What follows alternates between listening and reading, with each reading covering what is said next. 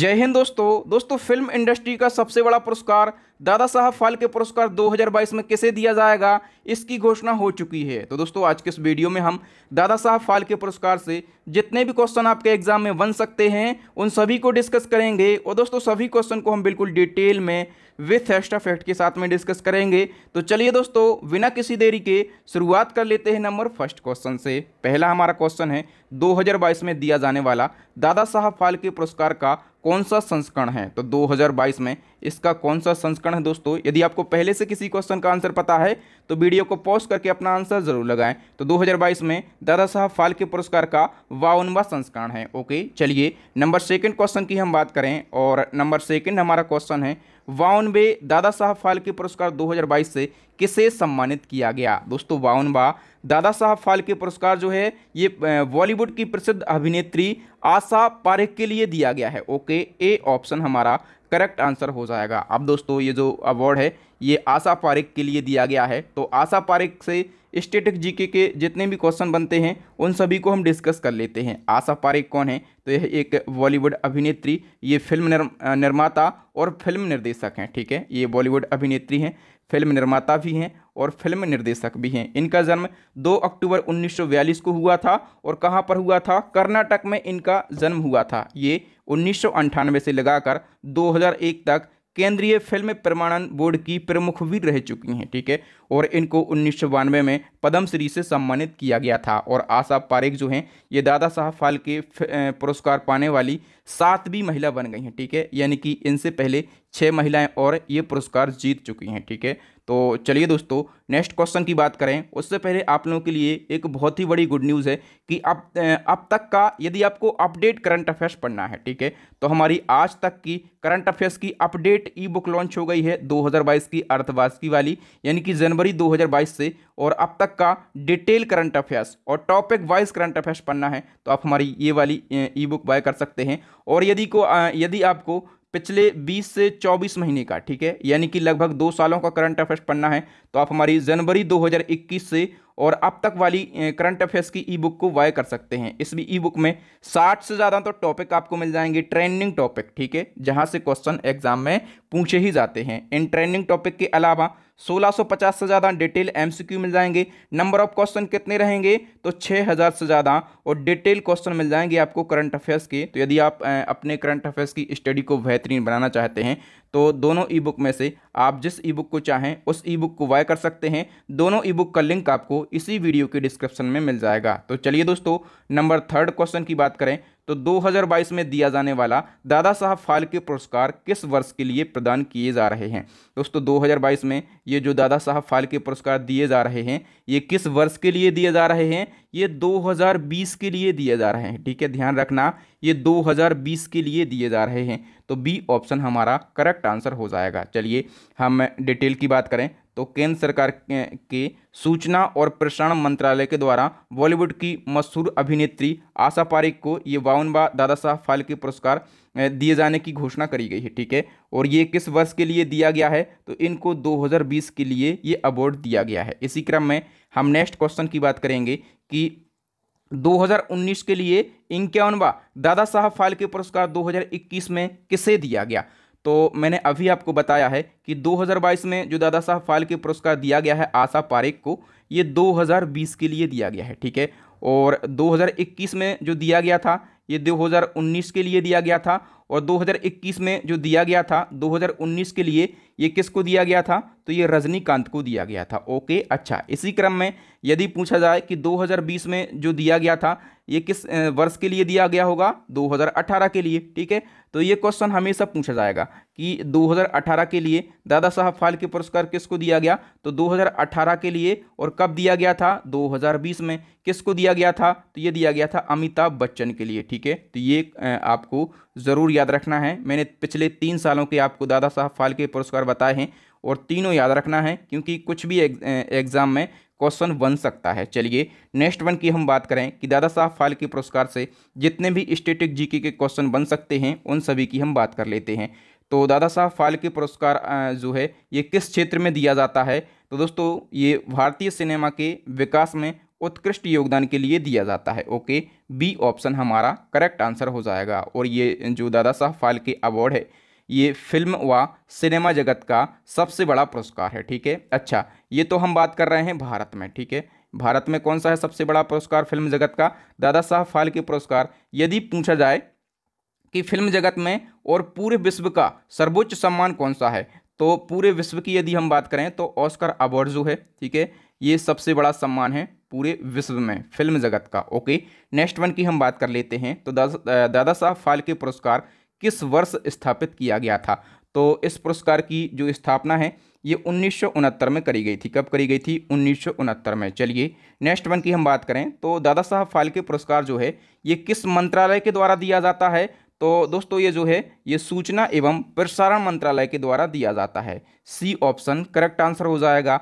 Next question की हम बात करें तो भारतीय सिनेमा का पितामह किसे कहा जाता है? भारतीय सिनेमा का पिता जो है ये दादा साहब फाल्के को कहा जाता है। किसको कहा जाता है? दादा साहब फाल्के को कहा जाता है। और इन्हीं की याद में दादा साहब फाल्के अवार्ड दिया जाता है। नेक्स्ट वन की हम बात करें तो दादा साहब फाल्के का पूरा नाम क्या है? तो दादा साहब फाल्के का हम बात करें पूरे नाम की तो धुंडीराज गोविंद फाल्के इनका पूरा नाम है। ओके, फिर नेक्स्ट पूछा गया है कि दादा साहब फाल्के का जन्म कब हुआ था? दोस्तों इनके जन्म की यदि हम बात करें तो इनका जन्म जो है ये 30 अप्रैल 1870 को हुआ था। कब? 30 अप्रैल 1870 को। सारे इंपॉर्टेंट फैक्टों को हम डिस्कस कर लेते हैं। तो दादा साहब फाल्के का जन्म जो है यह एक मराठी परिवार में और महाराष्ट्र के नासिक में इनका जन्म हुआ था। ठीक है, और बाद में ये कहाँ चले गए? तो बाद में ये जर्मनी चले गए और जर्मनी में इन्होंने फिल्म बनाने की ट्रेनिंग ली। ठीक है, इन्होंने फिल्म बनाने की ट्रेनिंग ली और ट्रेनिंग लेने के बाद में ये भारत लौटे। ठीक है, और इनके भारत लौटने के साथ ही भारत में फिल्म बनाने का जो सिलसिला है ये शुरू हो गया। ठीक है, नेक्स्ट क्वेश्चन है प्रथम दादा साहब फाल्के अवार्ड से किसे सम्मानित किया गया?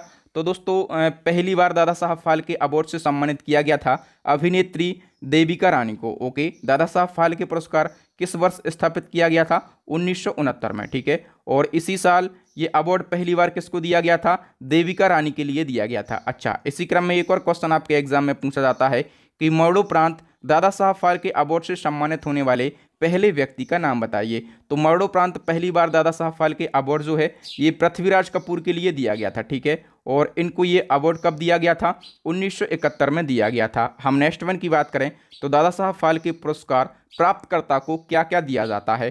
तो जो दादा साहब फाल्के पुरस्कार विजेता होता है, प्राप्तकर्ता होता है, उसको एक तो स्वर्ण पदक दिया जाता है, दूसरा एक शॉल भी दिया जाता है और 10 लाख रुपए की राशि दी जाती है। ठीक है, तो इस क्वेश्चन का आंसर हो जाएगा नंबर डी। उपरोक्त सभी चीज़ें इस पुरस्कार में प्राप्तकर्ता को दी जाती हैं। नेक्स्ट क्वेश्चन है भारत की पहली साइलेंट फिल्म यानी कि मूक फिल्म का नाम बताइए। भारत की पहली मूक फिल्म का नाम है राजा हरिश्चंद्र। ठीक है, और राजा हरिश्चंद्र जो है ये 1913 में बनी थी। ठीक है, और इस फिल्म के डायरेक्टर और निर्माता की बात करें तो दादा साहब फाल्के ही इसके निर्माता और डायरेक्टर थे। अच्छा, ये तो हमने बात करी है कि पहली साइलेंट फिल्म। ठीक है, एक और क्वेश्चन पूछा जाता है कि पहली बोलती फिल्म कौन सी थी भारत की? तो पहली बोलती फिल्म यदि आपसे पूछ जाए, ठीक है, बोलती फिल्म, तो ये थी आलम आरा। और आलम आरा जो मूवी है 1913 का आप उल्टा कर दीजिए तो ये 1931 में बनी थी। ठीक है, दोनों बातें आपको याद रखना है और दोनों बातें आपके एग्जाम में पूछी जाती हैं। ठीक है दोस्तों, अब हम जान लेते हैं कि दादा साहब फाल्के पुरस्कार पाने वाले प्रमुख व्यक्ति कौन कौन हैं। तो दोस्तों अब तक 52 व्यक्तियों को दादा साहब फाल्के पुरस्कार दिया गया है। ठीक है, पहली बार दादा साहब फाल्के पुरस्कार जो है ये देविका रानी को दिया गया था। और कब दिया गया था? 1969 में। और पहली बार मरणोपरांत दादा साहब फाल्के पुरस्कार पृथ्वीराज कपूर को दिया गया था 1971 में, लता मंगेशकर को 1989 में, भूपेन हजारिका को 1992 में और दिलीप कुमार को 1994 में, कवि प्रदीप को 1997 में। और दोस्तों याद रखना, कवि प्रदीप को ये जो अवार्ड है ये देशभक्ति गीत ए मेरे वतन के लोगों की रचना के लिए दिया गया था। आशा भोसले को 2000 में, प्राण को 2012 में, के विश्वनाथ को 2016 में, विनोद खन्ना को 2017 के लिए, ठीक है, और अमिताभ बच्चन को 2018 के लिए, लेकिन दिया कब गया था? 2020 में। ठीक है, इसी प्रकार से रजनीकांत को 2019 के लिए, लेकिन दिया कब गया? 2021 में। आशा पारिक को 2020 के लिए, लेकिन दिया कब गया है? 2022 में। ओके, तो ये सारी बातें जितनी मैंने आपको बताई हैं दादा साहब फाल्के पुरस्कार से, ये सारी बातें, ये सारे फैक्ट आपको याद रखना है। इन्हीं फैक्टों में से एक क्वेश्चन आपके एग्जाम में पूछा जाएगा। और मैं आपको फिर बोलता हूं कि यदि इसी प्रकार से करंट अफेयर्स के आपको सारे टॉपिक पढ़ना है, बहुत ही कम समय में पढ़ना है, 60 से ज़्यादा ट्रेंडिंग टॉपिक जहां से क्वेश्चन आपके एग्जाम में पूछे जाते हैं, इसी प्रकार से बिल्कुल डिटेल में पढ़ना है। और इन टॉपिक के अलावा 1650 से ज़्यादा डिटेल एमसीक्यू, टोटल प्रश्नों की बात करें तो 6000 से ज़्यादा डिटेल प्रश्न पढ़ना है करंट अफेयर्स के, तो आप हमारी ई बुक को ज़रूर बाय कर लें। ई बुक की लिंक आपको इसी वीडियो की डिस्क्रिप्शन में मिल जाएगी। मैं गारंटी से बोलता हूं कि पूरे यूट्यूब पर सबसे बेहतरीन ई बुक है हमारी। आप एक बार डाउनलोड करके इसको पढ़ेंगे तो आप भी कहेंगे वाह सर क्या ई बुक बनाई है। ठीक है, तो अभी के अभी ई बुक को बाय करके अपनी करंट अफेयर्स की स्टडी को मजबूत करें और एग्जाम में फतेह हासिल करें। तो दोस्तों अब नेक्स्ट एंड लास्ट क्वेश्चन आपके लिए चैलेंजिंग क्वेश्चन, इसका आंसर आपको कमेंट सेक्शन में कमेंट करके बताना है कि हाल ही में चर्चाओं में रहा है ऑपरेशन मेघ चक्र, ये किससे संबंधित है। जो प्रीवियस मैंने वीडियो बनाई थी उसमें मैंने ऑपरेशन मेघ चक्र को डिटेल में समझाया था, तो जिन्होंने हमारी प्रीवियस वीडियो देखी है वो इस क्वेश्चन के बारे में डिटेल में आंसर जरूर करेंगे। तो थैंक यू दोस्तों, वीडियो देखने के लिए बहुत बहुत धन्यवाद। आपको वीडियो कैसा लगा ईमानदारी से कमेंट सेक्शन में कमेंट करके बताएं। वीडियो अच्छा लगा हो ना तो वीडियो को लाइक करें, अपने दोस्तों के साथ इस वीडियो को शेयर करें ताकि वो भी इस वीडियो का फ़ायदा उठा सकें। न्यू बच्चों से यही कहूँगा कि चैनल को सब्सक्राइब कर लो, साथ में बेल आइकन दबा लो ताकि टाइम टू टाइम और सबसे पहले आपको नोटिफिकेशन मिल सकें। इसी प्रकार के सारे ट्रेंडिंग टॉपिक पढ़ना है 2022 के, ठीक है, 60 से ज़्यादा, तो आप हमारी प्लेलिस्ट को विजिट कर सकते हैं। प्लेलिस्ट की लिंक आपको आई बटन में मिल जाएगी या फिर नीचे डिस्क्रिप्शन में मिल जाएगी, या फिर अभी आपको स्क्रीन के ऊपर 3 वेरी यूजफुल वीडियो दिख रहे होंगे, इन वीडियोस को जरूर देख लें। तो थैंक यू दोस्तों, राम राम दुआ सलाम। मिलते हैं नेक्स्ट वीडियो में किसी न्यू टॉपिक के साथ में। आप भी हमें टॉपिक सजेस्ट कर सकते हैं। तो तब तक के लिए राम राम दुआ सलाम, जय हिंद, वंदे मातरम।